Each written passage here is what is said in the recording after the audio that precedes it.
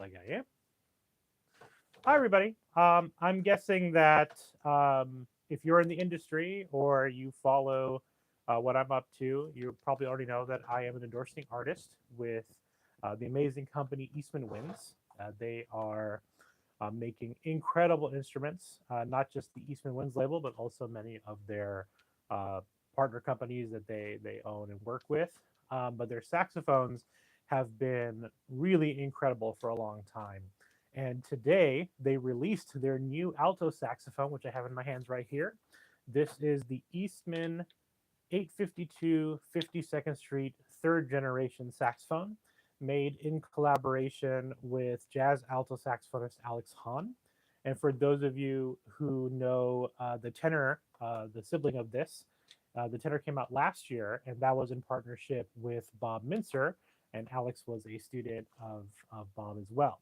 So these horns are sort of being marketed as jazz instruments, and they're phenomenal jazz instruments.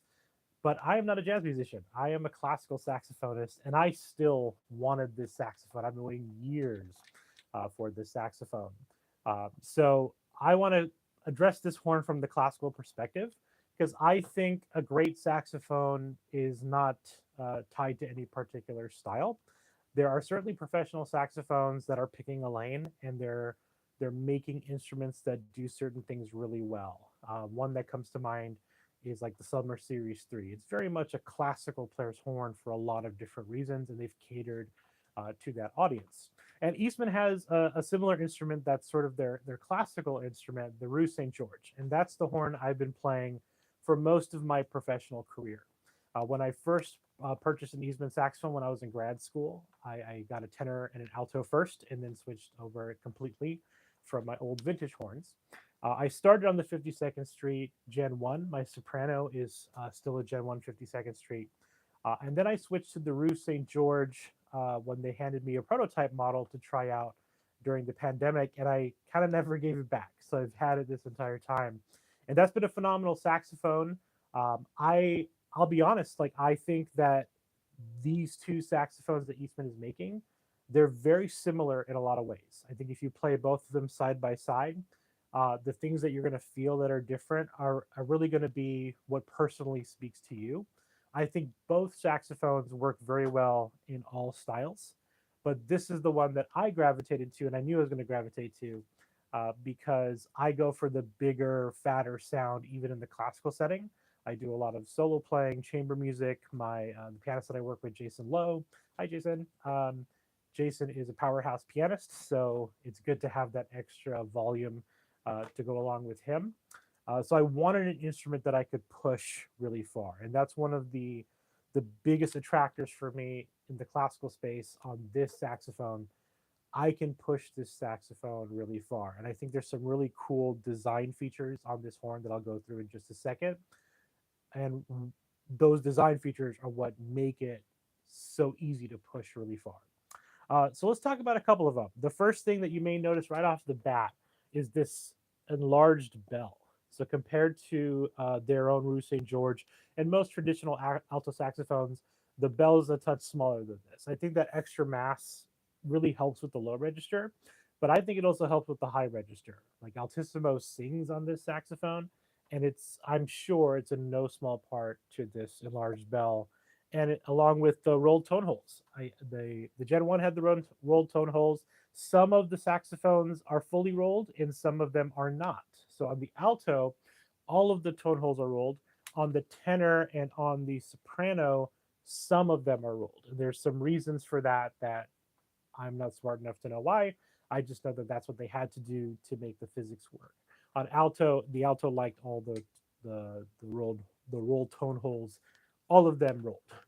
So I think this sax is a little bit different from the tenor in that way, but they both have the enlarged bell, and that extra mass goes a long way. You get this very full spectrum sound. A lot of us would describe some saxophones as brighter, some as darker. This saxophone I would describe as full spectrum. I can get a lot of lows, I can get a lot of brights, which is very attractive to me because I like to change my tone color depending on the situation in the music. So I get to choose when I'm darker. I get to choose when I'm brighter. I don't want the saxophone to make those decisions for me. compared to some other instruments that I've played. They tend to be a little bit more focused and also a little bit darker. It doesn't mean that they can't play very bright. It just means that they default to that a little bit more like French, European classical conception, versus this horn is full spectrum. And you can hear that throughout all the different registers of this instrument. I haven't blown through it yet because the mic I have to use, it'll overpower this mic. So I'll have to do playtest videos after this. So the large bell, you got the rolled tone holes, you got extra mass on the saxophone, and then obviously it's not lacquered. When I was in just starting out my career, this is back in like 2017. I didn't even have a college teaching job yet. I used to coach at this wonderful high school in Riverside, and Eastman came out and did a clinic. They had like 20 saxophone players, so we did a clinic together, and they did this wonderful demonstration where they took some just metal tubing that are all the same length, and they lacquered all of them differently, and they included the unlacquered version, and they would just strike it with the metal rod, and you can hear the sonic differences between these other lacquers. And what was so striking when they did the raw brass tubing is that it was significantly flatter and it rang for much longer. So I think the raw brass is just going to resonate a lot easier than some of the lacquers do. It doesn't mean that the lacquers are not wonderful. It just means that it's a different, sonic idea. So you combine all those three things together and you get this saxophone that has a massive sound. You can push it really, really far. So I love those design features. Some of the more aesthetic things on the saxophone, you have the DS mechanism. It'll be a little bit hard to show in this video, but they worked with the great Hayes flute designer, I believe it's David Shapiro, and he designed similar plating style mechanisms for these saxophones. So you can see here on this mechanism here, it's plates that are interacting with each other rather than the traditional springs and rods everywhere. And that makes for a lot of very precise motion. One thing I'm a big fan of in any saxophone that I have, I don't want to push a key down and it doesn't do anything even for a little bit of distance. This is something that is very common on like the G sharp mechanism. You push it a touch, nothing happens. You push it further and the key opens. So this saxophone is very responsive. When you move a key, it's moving the second you touch it, which makes for a very, very precise playing experience. I'm really digging the DS mechanism. I did not have that on my 850, the Rue St. George, which the 850s now have it, but I didn't have it. So this is new to me on this saxophone, and I'm really enjoying it. This saxophone also comes with multiple necks. The one I'm using right here is the H neck, H for Han, and it comes with another neck, the S neck, which is the original 52nd Street neck. They both are fantastic. Just from my playing experience on both, the H neck accepts more air, so it has a much fuller sound when you blow through it. You can push it really far. The S neck is a little bit more focused, so it pushes against you a touch. So if you like an instrument that gives you a touch of resistance, I think the S neck might fit you a little bit better.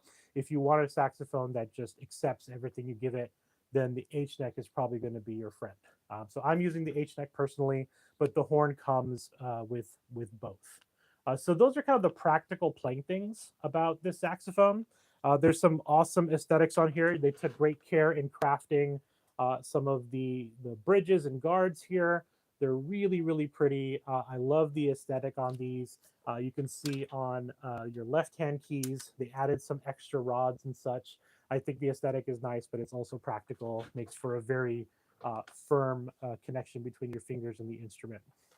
And that, I think, is pretty much everything that's new to this saxophone. You can see that they elected to go with the flute keys on instead of pearls or abalone. I like the way it feels. It feels very slick on my fingers. I really like that. But I also have the old one that has pearls, and that feels good too. So that's kind of a player's choice. So yeah, this saxophone, I'm very impressed with it. It really feels like my old Mark 6s and balanced action, those vintage horns that lots of players play classical, but they also play jazz on these saxophones. So this is kind of a do-everything saxophone. And switching from the Eastman Rue to this saxophone, this just made me feel like I could push it a little bit harder than the Rue. The Rue sounds great. I I loved my tone on that. You can listen to my albums and my YouTube videos, and you're hearing the root.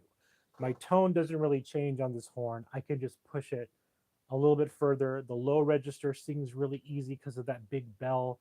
The altissimo is that much easier and more in tune because of the extra mass on this saxophone. So when you buy this one, you're getting a percentage more saxophone than you are with the Rue because of all the rolled tone holes and extra bells and stuff. So yeah, I really appreciate you. I hope you'll check out this video. Check out this saxophone if you're interested in buying a professional horn. I really hope you'll consider this one. It's a phenomenal instrument, and it's definitely worth a playthrough when you get a chance.